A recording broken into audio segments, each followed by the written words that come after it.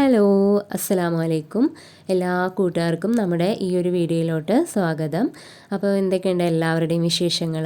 എല്ലാവർക്കും സുഖമാണെന്ന് വിചാരിക്കുകയാണ്. അൽഹംദുലില്ലാ, അങ്ങനെ 7ാമത്തെ നോമ്പും തുടങ്ങി. അപ്പോൾ ഇന്നത്തെ സ്പെഷ്യൽ ഇറച്ചിപ്പത്തിരി, ഇറച്ചിയട എന്നൊക്കെ പറയുന്ന സാധനമാണ് കേട്ടോ. അപ്പോൾ വീഡിയോ എല്ലാവരും ഫുള്ളായിട്ട് സ്കിപ്പ് ചെയ്യാതെ കാണുക. ഞാനിവിടെ അതിനാവശ്യമായിട്ടുള്ള കുറച്ച് എല്ലില്ലാത്ത ചിക്കൻ്റെ പീസുകളാണ് എടുത്തിട്ടുള്ളത്. അത് കഴുകി വൃത്തിയാക്കി എടുത്തതിന് ശേഷം അതിലോട്ട് കുറച്ച് ഉപ്പ്, ആവശ്യത്തിനുള്ള ഉപ്പും പിന്നെ കുറച്ച് മഞ്ഞൾപ്പൊടിയും കുറച്ച് കുരുമുളക് പൊടിയും ചേർത്തിട്ട് കൈകൊണ്ട് നന്നായി മിക്സ് ചെയ്തതിന് ശേഷം അതിലോട്ട് കുറച്ച് വെള്ളം കൂടെ ഒഴിച്ചിട്ട് നമുക്കൊന്ന് വേവിച്ചെടുക്കാം കേട്ടോ. പിന്നെ ഞാനിവിടെ മൈദപ്പൊടിയാണ് എടുത്തിട്ടുള്ളത്. 1 ഗ്ലാസ് മൈദപ്പൊടി എടുത്തിട്ടുണ്ട്. നിങ്ങൾക്ക് എത്രയാണോ ആവശ്യമുള്ളത് അത്രയും പൊടി എടുക്കാം കേട്ടോ. ഞാനിവിടെ 1 ഗ്ലാസ് പൊടി എടുത്തു. അതിലോട്ട് ആവശ്യത്തിനുള്ള ഉപ്പും കൂടെ ചേർത്തിട്ട് നമ്മൾ സാധാ പച്ചവെള്ളം ഉപയോഗിച്ച് ഒന്ന് മാവ് ചപ്പാത്തിക്കൊക്കെ കുഴച്ചെടുക്കുന്ന പോലെ ഒന്ന് കുഴച്ചെടുക്കാം കേട്ടോ. നല്ല പോലെ ഒന്ന് കുഴച്ചെടുക്കാം നമുക്ക്. ഞാനിവിടെ മാവൊക്കെ കുഴച്ചെടുത്തിട്ടുണ്ട്. ഇനി കുറച്ച് സമയം അതവിടെ ഇരിക്കട്ടെ. അപ്പോഴേക്കും നമുക്ക് ഇതിലേക്ക് ആവശ്യമായിട്ടുള്ള മസാലയൊക്കെ ഉണ്ടാക്കിയെടുക്കാം. അതിനായിട്ട് ഞാനിവിടെ ഒരു 3 വലിയ സവാള എടുത്തിട്ടുണ്ട് കേട്ടോ. ചിക്കൻ അവിടെ വെന്ത് കിട്ടിയിട്ടുണ്ട്. നമുക്കിതൊന്ന് ചൂടാറാൻ വേണ്ടി മാറ്റി വയ്ക്കാം. വലിയുള്ളി ഞാനിവിടെ ചെറുതായിട്ട് അരിഞ്ഞെടുത്തിട്ടുണ്ട്. പിന്നെ ചിക്കൻ മിക്സിയുടെ ജാറിലിട്ട് ചെറുതായിട്ടൊന്ന് ക്രഷ് ചെയ്തെടുത്തിട്ടുണ്ട് കേട്ടോ.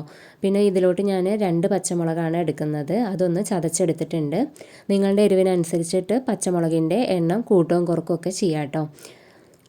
അപ്പോൾ അത് ഒരു ചീനച്ചട്ടി അടുപ്പിൽ വെച്ച് കൊടുത്തിട്ടുണ്ട്. അതിലോട്ട് ആവശ്യത്തിനുള്ള എണ്ണ ഒഴിച്ചു കൊടുത്തു. എന്നിട്ട് ഈ അരിഞ്ഞു വെച്ച വലിയുള്ളി ഇട്ട് കൊടുത്ത് ഒരു നുള്ളു ഉപ്പും കൂടെ ചേർത്തിട്ട് നമുക്കതൊന്ന് വഴറ്റിയെടുക്കാം കേട്ടോ. ഇത് ഏകദേശം ഒരു പകുതി വഴണ്ടി വരുന്ന ആ ഒരു സമയത്ത് നമുക്കിതിലോട്ട് ചതച്ച് വെച്ചിട്ടുള്ള പച്ചമുളകും പിന്നെ കുറച്ച് വെളുത്തുള്ളി ഇഞ്ചി പേസ്റ്റും കൂടെ ചേർത്തിട്ട് നന്നായിട്ടൊന്ന് വഴറ്റിയെടുക്കാം. പിന്നെ ഞാനിവിടെ പൊടികളായിട്ട് ചേർക്കുന്നത് ഇതിലോട്ട് കുറച്ച് മഞ്ഞൾപ്പൊടിയും പിന്നെ കുറച്ച് ചിക്കൻ മസാലപ്പൊടിയാണ് കേട്ടോ ചേർക്കുന്നത്. നിങ്ങൾക്ക് ഒരുപാട് എരിവ് വേണമെന്നുണ്ടെങ്കിൽ മുളക് പൊടിയൊക്കെ ചേർത്ത് കൊടുക്കാം. കുരുമുളക് പൊടിയും മുളക് പൊടിയൊക്കെ ചേർത്ത് കൊടുക്കാം. ഞാൻ ചിക്കൻ വേവിക്കുന്ന സമയത്ത് കുരുമുളക് പൊടി ഇട്ടതുകൊണ്ട് ഇപ്പോൾ ഇതിൽ ചേർക്കുന്നില്ല കേട്ടോ.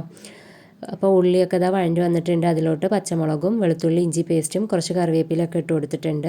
ഒരു നുള്ളു മഞ്ഞൾപ്പൊടിയും 1 ടീസ്പൂണ് ചിക്കൻ മസാലപ്പൊടി ഇട്ടിട്ട് നന്നായിട്ടൊന്ന് വഴറ്റിയെടുക്കുക. എന്നിട്ട് അതിലോട്ട് നമ്മൾ ക്രഷ് ചെയ്ത് വെച്ചിട്ടുള്ള ചിക്കനും കൂടെ ഇട്ടിട്ട് നന്നായിട്ടൊന്ന് ഇളക്കി യോജിപ്പിച്ചതിന് ശേഷം അത് നമുക്ക് ഇവിടെ മാറ്റി വയ്ക്കാം കേട്ടോ.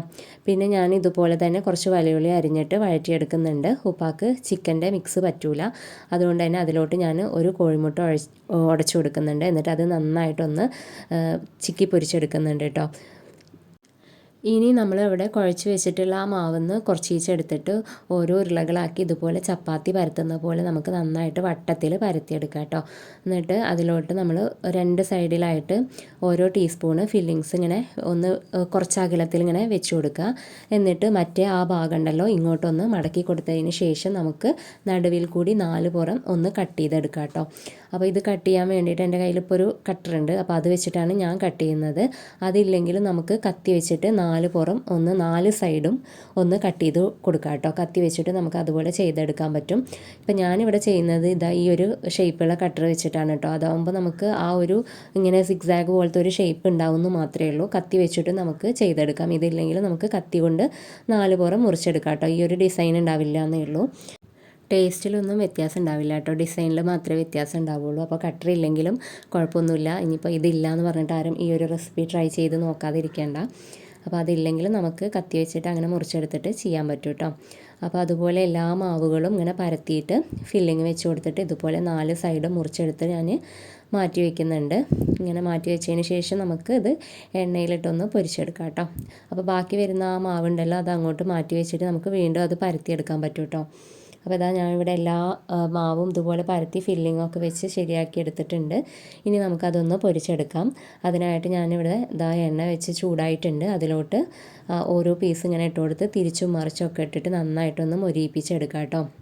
അപ്പോൾ ഈ ഒരു ഇറച്ചിപ്പത്തിരി നമുക്ക് ബീഫ് വെച്ചിട്ടും ചെയ്തെടുക്കാൻ പറ്റും കേട്ടോ. ഞാൻ അധികം യൂട്യൂബിലൊക്കെ കണ്ടിട്ടുള്ളത് ബീഫ് വെച്ചിട്ട് ചെയ്യുന്നതാണ്. അപ്പോൾ നമ്മൾ ചിക്കൻ മസാലപ്പൊടിക്ക് പകരം ബീഫ് മസാലപ്പൊടി ഉപയോഗിച്ചാൽ മതി. എൻ്റെ കയ്യിലിപ്പോൾ ബീഫ് ഇല്ലാത്തത് കൊണ്ട് ഞാൻ ചിക്കൻ വെച്ചിട്ട് ചെയ്തു എന്നേ ഉള്ളൂ കേട്ടോ. അപ്പോൾ ഈ ഒരു ഷേപ്പിൽ തന്നെ ആവണമെന്നൊന്നുമില്ല, പലരും പല ഷേപ്പിലും പല രീതിയിലും ഉണ്ടാക്കുന്നുണ്ട് കേട്ടോ. അപ്പോൾ നിങ്ങൾക്ക് ഇഷ്ടമായി എന്നുണ്ടെങ്കിൽ നമ്മുടെ ചാനൽ ഒന്ന് സബ്സ്ക്രൈബ് ചെയ്യുക, ലൈക്ക് ചെയ്യുക, ഷെയർ ചെയ്യുക. ഈ ഒരു റെസിപ്പി എല്ലാവരും ഒന്ന് ട്രൈ ചെയ്ത് നോക്കുക കേട്ടോ. അപ്പോൾ നല്ല ടേസ്റ്റുള്ള അടിപൊളി ഇറച്ചിപ്പത്തിരിയാണ്. അപ്പോൾ എല്ലാവരും വീട്ടിൽ ഈ ഒരു റെസിപ്പി ട്രൈ ചെയ്ത് നോക്കുക. അതുപോലെ തന്നെ സബ്സ്ക്രൈബ് ചെയ്യാതെ കാണുന്ന കൂട്ടുകാരൊക്കെ ഉണ്ടെങ്കിൽ പ്ലീസ് ചാനൽ ഒന്ന് സബ്സ്ക്രൈബ് ചെയ്യുക, നമ്മളെ മാക്സിമം സപ്പോർട്ട് ചെയ്യുക. ഇൻഷാ അല്ലാഹ് നമുക്ക് അടുത്തൊരു വീഡിയോയിൽ കാണാം. താങ്ക്